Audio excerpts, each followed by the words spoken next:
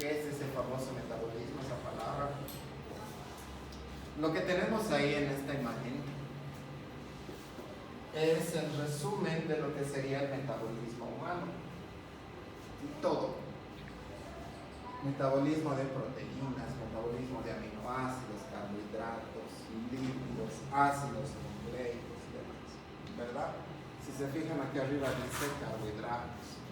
Aquí está ácidos nucleicos, ADN, ARN. Aquí está el metabolismo de proteínas, ¿verdad? A este lado están los lípidos. Entonces, si se dan cuenta, es como un mapa donde al final, si uno se pone a seguir las flechitas, el camino, a ver, fíjense, vamos con esto, seguimos el camino, ¿verdad? Entonces, varias flechitas llegan a esta molécula que se llama acetilcoenzima, ¿verdad? De aquí, de acá, que está viniendo desde este lado. Esto de aquí se está dividiendo en muchos lados, esto está viniendo acá, se está viniendo acá. Entonces, ¿qué nos quiere decir eso? Que estas reacciones químicas que forman parte de nuestro metabolismo siempre van a estar de alguna manera conectadas unas con otras. Es decir, no hay una ruta metabólica que ocurra de manera completamente aislada, por separada del resto. Todo se conecta de alguna manera. ¿Sí? Y para un mejor entendimiento de lo que es el metabolismo, así intimida mucho.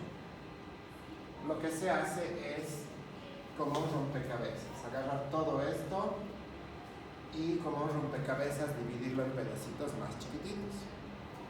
Un pedacito el ciclo de Krebs, lo sacamos, ¿verdad? La glucólisis, que está más o menos por acá, otro pedacito se lo saca. Entonces, para una mejor comprensión del metabolismo, es mejor estudiar por partecitas que tratar de comprender todo. Y al principio les dije el resumen, porque en realidad es el resumen. Aquí no está escrito las enzimas, en muchos casos no está lo que entra, lo que sale de forma completa. Así que hay páginas, hay bases de datos de organizaciones que así más o menos está organizado el metabolismo. Te muestran la página, haces clic acá, digamos, y se te abre ahí la ruta metabólica a la que pertenece, ya te muestra el proceso más completo. No es algo que agrade, no es algo que guste, no lo sé. Y es algo que cuesta mucho, la verdad. O sea, necesitas darte tu tiempo. Y con tu tiempo no me refiero a un día, 2 días. O sea, si tú quieres aprenderlo realmente bien, entenderlo, te va a tomar meses. Pero estudiarlo con calmita. O sea, no estudiarlo por aprender, o digo, no estudiarlo por aprobar la materia, sino ya algo extra por aprender de verdad, de cómo funciona, ¿sí? Cómo se relaciona. Si tú lo ves con calmita, de a poquito y demás, entonces ahí recién le empiezas a dar el sentido. Ahora es por aprobar. Ustedes están acá para aprobar, ¿no ven? Tienen que liberarse o quieren liberarse de una vez de bioquímica. Entonces, tienen que hacer un balance entre aprender y aprobar. O sea, adquirir el mínimo conocimiento posible para aprobar la materia, ¿verdad? Así que la memoria acá ayuda. Sí, pero no lo es todo la memoria. Es mejor entender para qué sirve, cómo funciona, qué es recitar de memoria el ciclo de Krebs o cantar el ciclo de Krebs para que al final no tengas ni idea de qué trata. ¿Bueno? Entonces, ¿qué es ese metabolismo? El metabolismo es el conjunto de reacciones químicas que ocurren dentro del organismo. ¿Sí? Eso es el famoso metabolismo. Son todos los procesos, todos los cambios que ocurren dentro del organismo. El metabolismo siempre tiene que estar en equilibrio, tiene que mantener su orden. Entonces, el metabolismo se lo suele dividir en dos: en anabolismo y en catabolismo, ¿verdad? Y como les decía hace rato, para una mejor comprensión de lo que es el metabolismo, para comprender esa secuencia de reacciones, se ha dividido nuestro metabolismo en rutas o vías metabólicas, en pedacitos más pequeños. Glucólisis, gluconeogénesis, vía de la pentosa, ¿sí? Beta-oxidación, síntesis de ácidos grasos, síntesis de glucógeno, ¿verdad? Son pequeños pedacitos de un todo más grande que es nuestro metabolismo. Entonces nuestro metabolismo nos sirve para la incorporación de nutrientes, para aprovechar esos nutrientes, no solamente la energía, para poder aprovechar las vitaminas, minerales que también provienen de los alimentos, para obtener energía a partir de esos alimentos y almacenarla en forma de ATP, para crear, para degradar distintas biomoléculas que tenemos en el cuerpo, para eliminar distintos productos de desecho que podemos ir formando y no necesitamos en nuestro organismo. Un producto de desecho que se forme de manera normal en el metabolismo, ¿no? Un ejemplo. O sea, algo que produzcamos de forma natural en nuestro metabolismo, como producto de nuestro metabolismo, pero que no necesitemos o que no lo necesitemos. Ya, pero ¿qué contiene? Contiene todo lo que el cuerpo y más que todo lo de la sangre que no necesitamos, ¿verdad? Entonces, en la orina eliminamos agua, sí, pero también podemos eliminar sales, compuestos inorgánicos y demás, ¿verdad? Entonces, en la orina estamos eliminando el exceso de muchas cosas que normalmente la sangre no necesita, ¿verdad? Otra cosa, para algo más específico del metabolismo. Ya hemos visto en regulación ácido-base, en amortiguadores, en la amortiguación pulmonar, el dióxido de carbono, clásico producto de desecho. El agua también es un producto de nuestro metabolismo, pero no es un producto de desecho porque necesitamos el agua, ¿verdad? Entonces, ¿qué es el anabolismo? El anabolismo es o se caracteriza por partir de moléculas sencillitas y terminar con moléculas complejas. De lo sencillo a lo complejo. ¿A qué nos referimos con de lo sencillo a lo complejo? De aminoácidos a proteínas, ¿verdad? De monosacáridos a polisacáridos. Eso es el anabolismo. Cualquier reacción que se encargue de partir de moléculas sencillitas y se obtenga como producto moléculas mucho más complejas. El anabolismo significa creación, síntesis. Entonces, la división celular, la reparación de tejidos, el periodo de crecimiento, todos esos son procesos anabólicos. Entonces, para esos procesos anabólicos se requiere de energía. Por lo tanto, en el anabolismo existe un consumo energético. Consumimos ATP.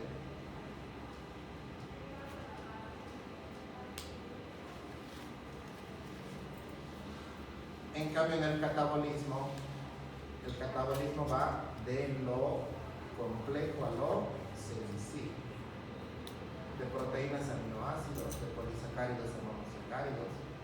Así que la digestión de los alimentos es un ejemplo de un proceso catabólico.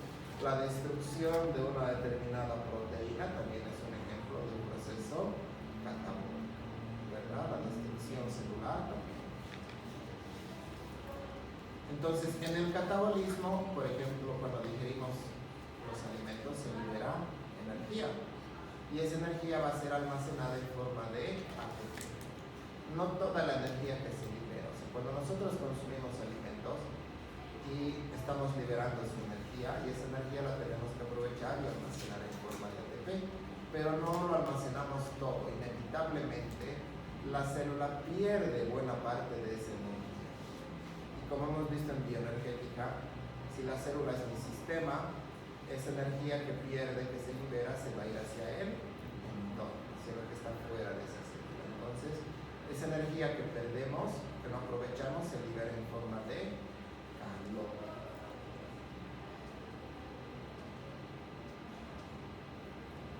Así que aquí tenemos una comparación entre procesos catabólicos y anabólicos, ¿verdad? Ahí está, el catabolismo de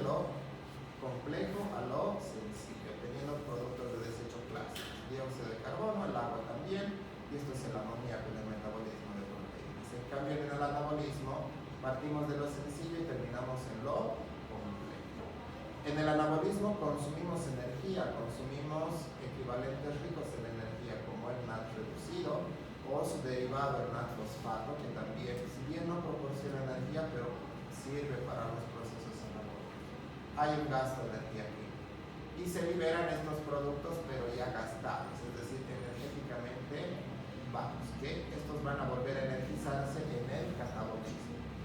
Los voy a volver a cargar de energía para que vuelvan a servir en el anabolismo. Entonces, en el catabolismo, ¿cómo yo sé que una ruta es catabólica? A veces con el nombre yo puedo darme cuenta. Los procesos catabólicos son de carácter oxidativo, para empezar, o sea, hay reacciones de oxidación. La glucólisis es un proceso oxidativo. ¿Cuál es la definición de glucólisis? Sí, en palabras sencillas puedo decir que es la destrucción de glucosa. Químicamente es la oxidación de una molécula de glucosa en dos moléculas de glucosa. ¿Sí? O dicho con palabras más sencillitas, la destrucción, el metabolismo de una molécula de glucosa en dos de glucosa. ¿Sí? Pero son reacciones de oxidación. Vamos a ver en glucólisis, ahí otra vez voy a acordarme de retomar este punto. Son procesos oxidativos. ¿Ya? Luego, también con el nombre uno se puede dar cuenta. En muchos procesos se les ha puesto la terminación lisis al nombre del proceso. Glucólisis, ¿verdad? Glucogenólisis. ¿Qué era la glucogenólisis? La destrucción del glucógeno, ¿verdad? La oxidación del glucógeno para obtener glucosa. No en todos, pero en muchos sí. En los procesos anabólicos se caracterizan más que todo por reacciones de carácter reductivo. En el nombre, los procesos anabólicos, a muchos les han puesto la terminación génesis. Glucogenogénesis. ¿Qué significa, Milena, glucogenogénesis?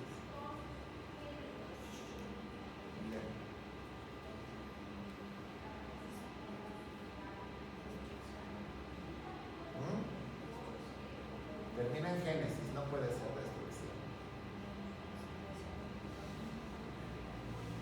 Síntesis de glucógeno. ¿Qué es gluconeogénesis?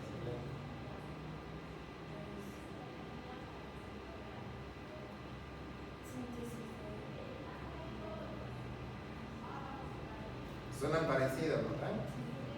Ahora te estoy preguntando gluconeogénesis. El neo es la diferencia.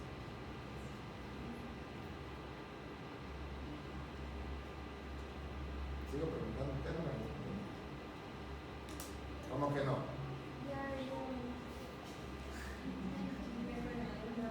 Cálmense, cuidado que yo me ataque. Gluco, ¿a qué hace referencia? ¿Qué te suena? La palabra gluco.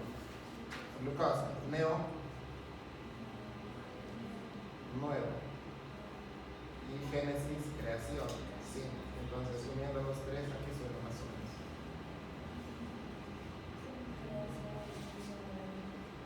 Creación. ¿Qué? Solo repetímelo. No destrucción. Creación, y te estás olvidando del neo. Creación de nuevas moléculas de glucosa a partir de precursores o a partir de sustratos que no son carbohidratos. Eso era la gluconeogénesis, ¿verdad?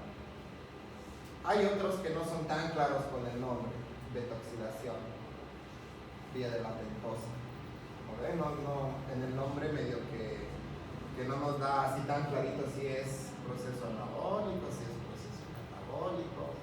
El ciclo de Krebs o el ciclo del ácido cítrico, ¿qué era? ¿Es anabólico o es catabólico?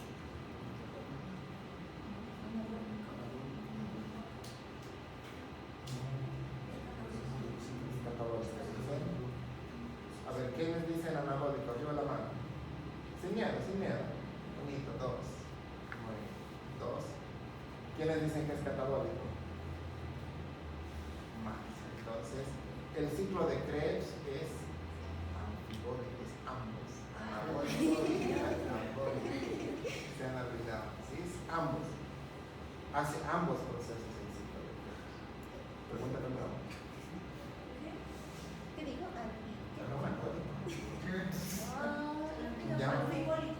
Pero si eso está en las diapositivas del ciclo de Krebs, para que vean que no se acuerdan. Bien.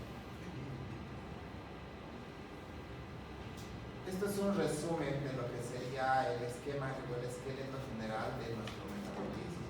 Y aquí solamente tomando en cuenta de algunos lípidos, polisacáridos, ácidos nucleicos, proteínas. Entonces, aquí lo interesante es que, por ejemplo, los ácidos nucleicos es como que están medio que apartito del resto, ¿okay?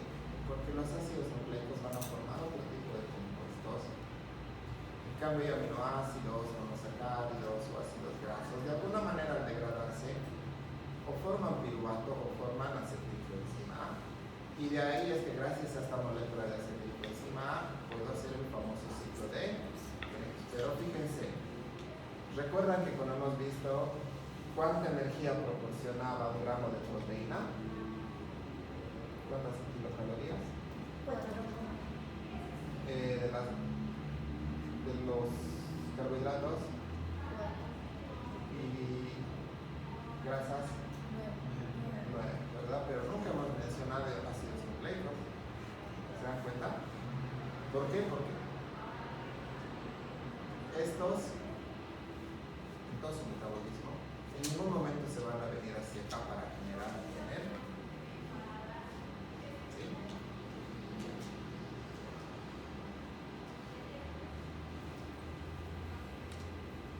Bueno, para cerrar, en la literatura vamos a encontrar, o sea, las rutas metabólicas que vamos a encontrar van a ser de dos tipos. Primero tenemos los ciclos, los famosos ciclo de Krebs, ¿no ven? Ciclo de la urea.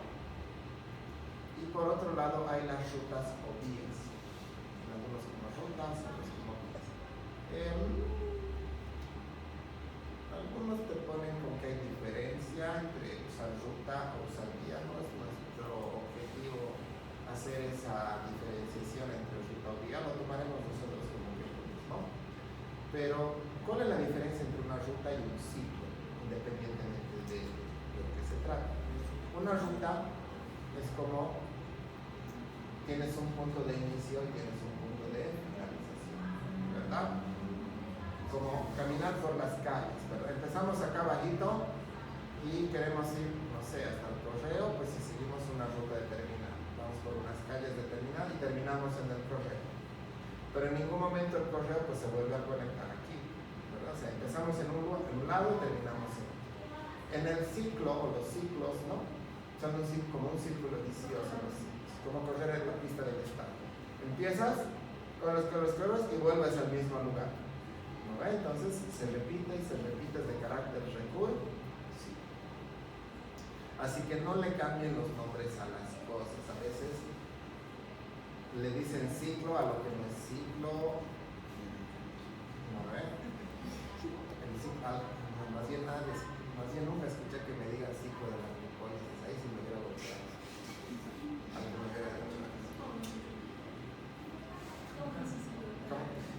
¿Cómo que no conoce el ciclo de la glucólisis? Esto ya yo les dije que era largo. Ahora, no. Las recientes. Este más y les voy a dar un descansito. Eso no nos ha pasado, ¿no? Sí, esto les voy a pasar. Esto les voy a pasar. Esto es la introducción a lo que sería el metabolismo de lo que sea. Ahora, si todo lo que hemos llevado nos ha dado teóricamente el conocimiento necesario para empezar a estudiar el metabolismo, así como una introducción, ¿no? Entonces nosotros nos vamos a dedicar a partir de ahora a estudiar el metabolismo de los carbohidratos y al final el metabolismo de los lípidos. De los lípidos sí es más resumidito, de los lípidos, bien cortito. Podría ser mucho más extenso, pero por el momento ahí lo tengo, de lípidos, como hemos visto antes. Carbohidratos, sí estamos viendo bien completito y eso me gusta. Deja de quejarse. Si no, una vez más. No, bonito es.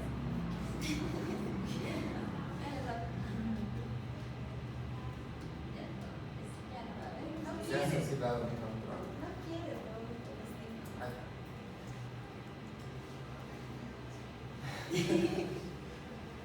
Bien, entonces los carbohidratos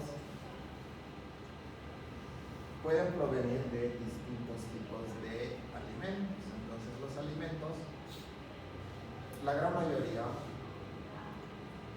de ellos es la combinación entre proteínas, carbohidratos o lípidos. Entonces, por ejemplo, ya hemos hablado de esto, la carne siempre lo asociamos a proteína, está bien, pero la carne también tiene grasita, ¿no? Y la carne también tiene carbohidratos, tiene glucógeno, muy poquito. Bien, el arroz lo asociamos a más que todo ¿qué? A carbohidratos, pero también tiene proteína, ¿sí? Grasa es mínimo.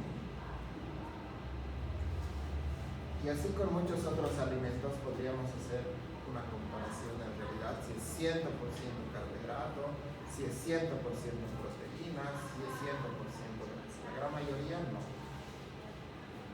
Entonces, en el caso de los carbohidratos, ¿cuáles son desde un punto de vista metabólico los que más nos interesa conocer? Dentro de los polisacáridos, al almidón y a la celulosa. ¿Qué diferencia habría en relación al almidón y a la celulosa? El almidón lo podemos digerir. ¿Podemos digerir almidón? Sí. Tenemos amilasa. La celulosa la podemos digerir. No. Recuerden, no somos vaquitas, no somos rumianos. No producimos, ¿qué se llamaba la enzima? Celulasa.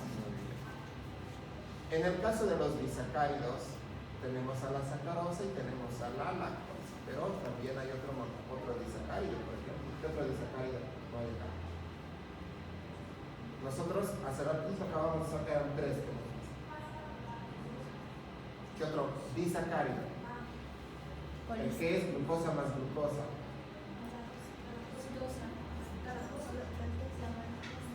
Maltosa. La maltosa es el disacárido. Muy bien. Ahora, nosotros tenemos, menos para la celulosa, las enzimas necesarias para hidrolizar esto. Bueno, salvo los intolerantes a la lactosa. Pero de forma general, las enzimas que se encargan de digerir a los carbohidratos, de hidrolizarlos, se denominan glucosidases. Y como producto final, nosotros tenemos que digerir esto hasta monosacárido si nosotros queremos absorber.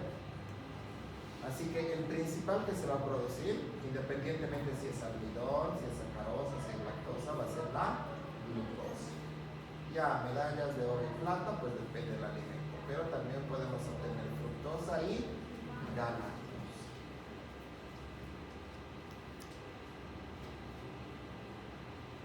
Así que en relación a la digestión de los carbohidratos, ¿dónde inicia la digestión? En la boca. Cuando te comes un chocolatito, cuando te comes pancito, una papa, el arrocito de tu pollo, entonces ahí en la boca con la saliva ya estás iniciando el proceso de la digestión, porque en la saliva estás con una enzima producida en las glándulas salivales que se llama la amilasa saliva. Usualmente, ¿cuánto sueles masticar los alimentos? ¿Cuántas veces masticas por día? Así, siempre, sé honesta. Usualmente así, 5 veces, 10 veces. ¿Alguna vez te has puesto a pensar cuánto masticas? Solo sé que mastico un poco y te lo hago más. Como modo ganso. Entonces, algunos mastican mucho, otros mastican poquito, o dependiendo del alimento, pero algunos cuesta más, tienes que estar ahí dándole duro, ¿no? Masticando. Pero hay otros que con un poquito, la papa no la andan masticando mucho rato, ¿verdad? Así que el tiempo de acción de esa amilasa salival en la boca dura o depende mucho del hábito de masticación que tenga la persona. Después, cuando llegamos al estómago, ¿qué es lo que va a suceder? En el estómago vamos a tener un pH muy ácido y esa amilasa salival no está acostumbrada a ese pH ácido, no le gusta ese pH ácido, por lo tanto se va a desnaturalizar. ¿Y eso qué significa? Que va a dejar de funcionar. Entonces en el estómago el proceso de digestión de los carbohidratos se detiene. Entonces esa amilasa, ¿sobre quién actúa? Sobre el almidón. No actúa sobre los disacáridos, cuidado. No actúa sobre la sacarasa, no actúa sobre la lactosa, perdón, sobre la sacarosa, lactosa, maltosa. Solamente sobre el almidón. Pero cuando llegamos al intestino, el páncreas, a través del jugo pancreático, nos ayuda también con el proceso de la digestión. Ese jugo pancreático tiene alrededor de 20 enzimas distintas para digerir proteínas, carbohidratos y lípidos. Y dentro de esas enzimas está justamente la amilasa pancreática. Esa amilasa pancreática es como que continúa el trabajo lo que estaba haciendo la amilasa salival. Y como producto de la hidrólisis de ese almidón, vamos a obtener distintas cosas. Vamos a obtener maltosa, maltotriosa y alfa-dextrinas. Todas estas provienen de la hidrólisis del almidón. ¿Qué quiere decir? Que la amilasa solamente rompe enlaces 1,4, no rompe enlaces 1,6. ¿Qué significa? Que no rompe la parte que tiene la ramificación o la estructura ramificada, no rompe la amilasa. Cuando estamos ahí en el intestino, esa maltosa, maltotriosa y alfa-dextrinas todavía son muy grandes para poder ser absorbidas. Así que en las células en borde de ese hilo, esas células producen la enzima específica para hidrolizar cada uno de estos. Para la maltosa y la maltotriosa producimos a la maltasa. Y como producto de la acción de la maltasa sobre estos dos, ¿qué obtenemos? Glucosa. Para las alfa-dextrinas producimos la alfa-dextrina. ¿Qué obtenemos? Glucosa. ¿Y qué pasa si tomo leche? En la boca nada. Pero en el intestino por acción de la lactasa, si es que la tenemos, producimos glucosa y galactosa. Y si hemos consumido azúcar, leche con azúcar, esa sacarosa o la sacarasa, glucosa y fructosa. Entonces, por eso les decía, la glucosa, por eso es el principal representante. No importa si hemos comido almidón, azúcar, leche, estamos obteniendo glucosa. Ya en un segundo lugar, pues galactosa y fructosa, que también son importantes. Entonces, ¿cómo van a ingresar los monosacáridos desde el intestino hasta la sangre para poder ser transportados?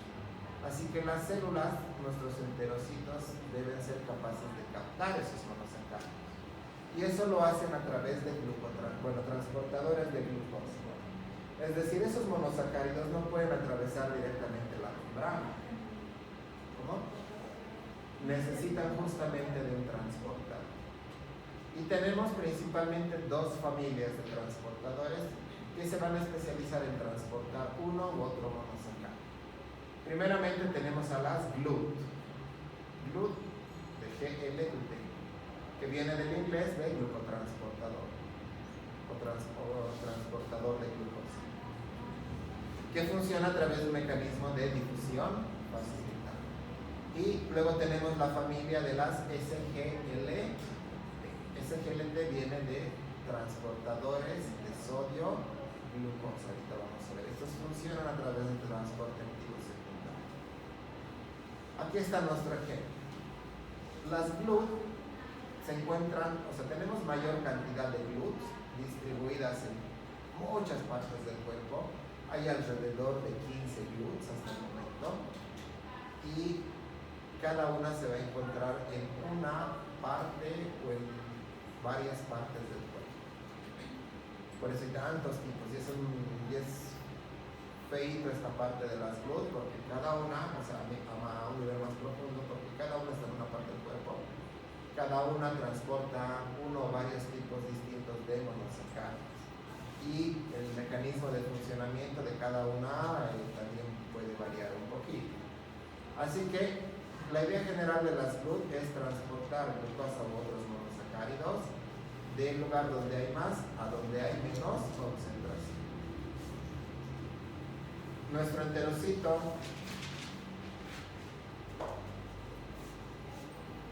tiene tiene GLUT, ¿verdad?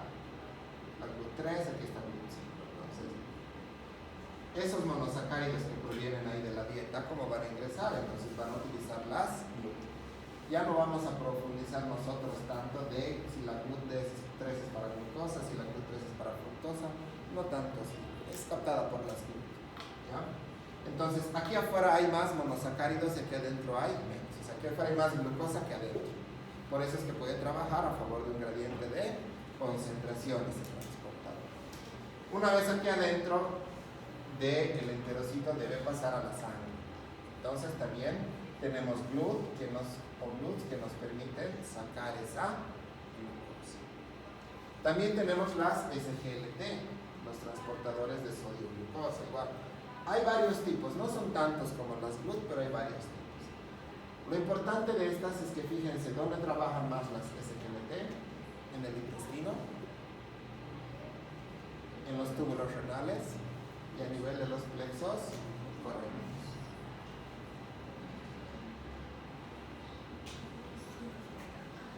Bueno, aquí estaba el mecanismo de difusión facilitada, de donde está más concentrado, donde está menos. Y aquí, ¿cómo funcionan las SGLT? Se llaman transportadores de sodio y glucosa porque este transportador es como que no tiene la suficiente cantidad de energía para meter esta glucosa, que le da flojera. Entonces, lo que hace es primeramente agarrar, dependiendo la SGLT, en algunos casos es un sodio, 2 sodios, tomaremos como 2 sodios. Agarra 2 sodios y las mete esos 2 sodios. Y al ingresar esos 2 sodios genera energía que se va a aprovechar para meter esa glucosa. O en otras palabras, la glucosa entra de coladita después de los sodios. En cambio, con las GLUT directamente entra el monosacárido. Aquí están las que nos van a interesar más. La GLUT1, la GLUT2 y la GLUT4. La GLUT1 es un glucotransportador que está presente en la gran mayoría de los tejidos del cuerpo y su función es meter glucosa de manera constante. O sea, todo el rato está funcionando. ¿Sí? Todo el rato está metiendo glucosa al interior de las células. Este transportador está presente, por ejemplo, en los eritrocitos. Los eritrocitos dependen de la glucosa para obtener la energía que necesitan. La GLUT2 lo que hace es transportar glucosa, galactosa y fructosa. Entonces no discrimina monosacáridos, los 3. Y se encuentra en el hígado y las células, esto sí hay que acordarnos bien para distinguirles. Hígado y células beta pancreáticas que tienen que tatuarse con la GLUT2 el monosacárido donde se encuentra y cómo funciona, ¿ya? Porque va a ser importantísimo para la glucólisis, ¿sí? Para su regulación. Entonces, GLUT2, hígado y células beta pancreáticas. Entonces, vamos por partes. La glucosa que entra al hígado tiene como destino ser oxidada a través de la glucólisis, no tanto, sino que la glucosa que entra al hígado principalmente va a servir para ser almacenada en forma de glucógeno, o sea, para guardar. Pero si se encuentra también en las células beta pancreáticas, en el páncreas nosotros no almacenamos glucosa, no tenemos glucógeno. En el páncreas la función de la GLUT2 es distinta. La GLUT2 se caracteriza, es como un sensor, detecta los niveles elevados de glucosa en la sangre. O en otras palabras, se activa este glucotransportador cuando los niveles de glucosa en la sangre están altos. ¿Y cuándo va a estar alto? Después de comer, tras la ingesta de alimentos que contengan carbohidratos. Entonces dense cuenta, una vez que te comes tu chocolatito, se digiere, se absorbe la glucosa, los niveles de glucosa se elevan, hiperglicemia. Si esa hiperglicemia es constante, ¿habría algún problema para la salud? Claro, las complicaciones de la diabetes, pues El problema de la diabetes es que ese exceso de glucosa empieza a lesionar muchas partes del cuerpo. Entonces, esa hiperglicemia que tenemos de forma normal después de comer es controlada. ¿Cómo? A través de la secreción de insulina. ¿Y quién produce la insulina? Las células beta pancreáticas. Entonces, hay hiperglicemia después de haber comido alimentos, después de que te comiste el chocolate. Eso detecta el hígado porque se activa la GLUT2 del hígado. Esa glucosa es captada en el hígado y va a ser almacenada en forma de glucosa. Luego, las células beta pancreáticas, gracias a la GLUT2, también van a detectar esa hiperglicemia. Pero el propósito es otro. ¿Cuál es el propósito? De manera resumida, al activarse la GLUT2 en las células beta pancreáticas, va a empezar a entrar más glucosa a estas células, pero no con el objetivo de almacenarla en forma de glucógeno, sino que al final desencadenen en la liberación de insulina, ¿sí? Para liberar insulina. ¿Y cuál es la función de la insulina? Disminuir los niveles ¿de qué? De glucosa en la sangre, disminuir la glicemia, ¿verdad? La GLUT4. La GLUT4 mete glucosa y se encuentra, fíjense, en el músculo esquelético, cardíaco y en los adipocitos. ¿Qué tiene de especial la GLUT4? Este glucotransportador no se encuentra normalmente formando parte de la membrana plasmática, sino que está almacenado aquí en vesículas dentro de la célula. Hagan de cuenta que estas cositas son la GLUT4. Aquí están las vesículas que estamos guardando. Este glucotransportador, acuérdense, se activa por acción de la insulina. ¿Y cómo hemos liberado insulina hace rato? Pues gracias al efecto de la GLUT2 que metió glucosa en las células beta pancreáticas y al final una cascada de reacciones para liberar insulina. Así que el músculo esquelético, cardíaco y adipocitos, la GLUT4 que está normalmente guardada, viene la insulina, actúa sobre el receptor, eso manda una señal aquí adentro y esta vesícula reconoce esa señal y rapidito va a fusionarse a la membrana. Y al fusionarse, ¿qué estamos haciendo? Donde no había glucotransportadores, donde no había GLUT4, ahora va a haber. Y al haber esos glucotransportadores, ¿qué van a hacer? Captar la glucosa, pues esa es su función. Meten glucosa. Entonces, para el músculo esquelético, por ejemplo, estamos metiendo esa glucosa para que sea almacenada en forma de glucógeno muscular, ¿verdad? Para la energía para el músculo. En los adipocitos, fíjense, también metemos glucosa. Pero, ¿qué le va a pasar a esa glucosa en los adipocitos? Va a ser utilizada hasta cierta parte por la glucólisis, pero de ahí se va a ir hacia la síntesis de triglicéridos. O sea, para almacenarse en forma de grasa, ese exceso de glucosa. Por eso no engorda pues, con tanto carbohidrato, con un exceso de carbohidratos, al final se convierte en grasa. Así que, una vez que esta GLUT4 ha captado toda la glucosa de afuera y ya no hay glucosa aquí afuera, dice, ya no tengo ninguna tarea, no tengo ningún propósito y otra vez por endocitosis se forman las vesículas y se vuelve a guardar en el interior de la célula, esperando nuevamente el efecto de la insulina. Eso tiene que quedar bien. ¿Sí? Entonces, ¿cómo se activa la GLUT2? ¿Cómo se activa la GLUT2? Como respuesta a la hiperglicemia, glucosa elevada. Muy bien. ¿Cómo se activa o quién activa la GLUT4? La insulina. ¿Sí? Aunque ambos sirvan para meter monosacáridos, tienen mecanismos de activación diferentes porque están en contextos distintos.